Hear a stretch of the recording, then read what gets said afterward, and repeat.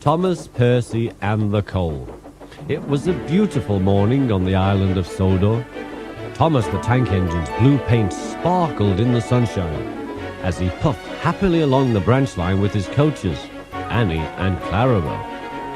Thomas made good time and soon arrived at the station where Toby and Percy were waiting. "Hello, Thomas," whistled Percy. "You look splendid." "Yes, indeed," boasted Thomas. "Blue is the only proper colour for an engine." "Oh, I don't know. I like my brown paint," said Toby. "I've always been green. I wouldn't want to be any other colour either," added Percy. "Well, anyway," huffed Thomas, "blue is the only colour for a really useful engine. Everyone knows that." Percy said no more. He just grinned at Toby.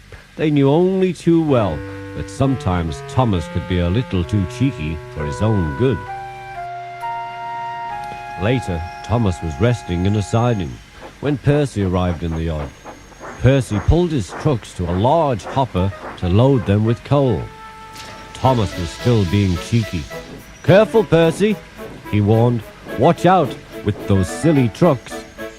Go on," muttered the trucks as Percy pulled each one under the hopper. "And by the way," Thomas went on, "those buffers don't look very safe to me." But he got no further. With a tremendous bump, the last truck passed the hopper much too fast. The coal poured down all over Thomas.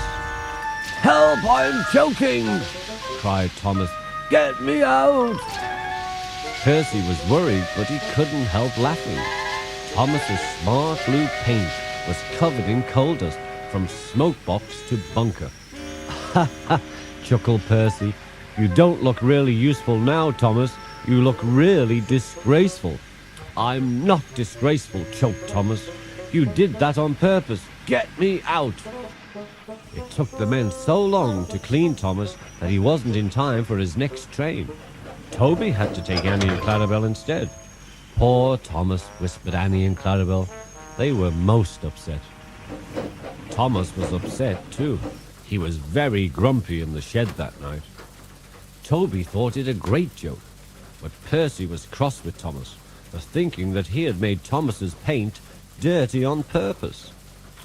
Fancy a really useful blue engine, like Thomas, becoming a disgrace to the Fat Controller's Railway, said Percy. "I wouldn't have missed all that fun for anything," he chuckled.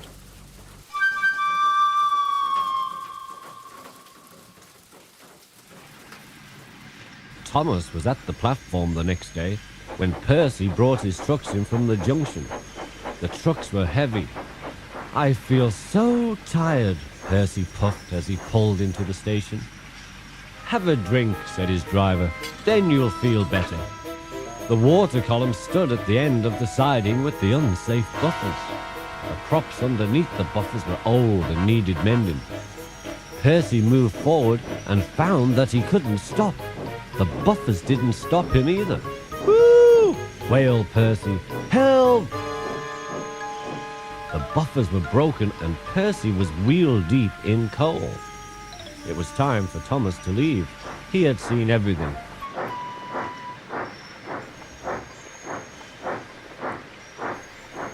"Now Percy has learned his lesson too," he chuckled to himself.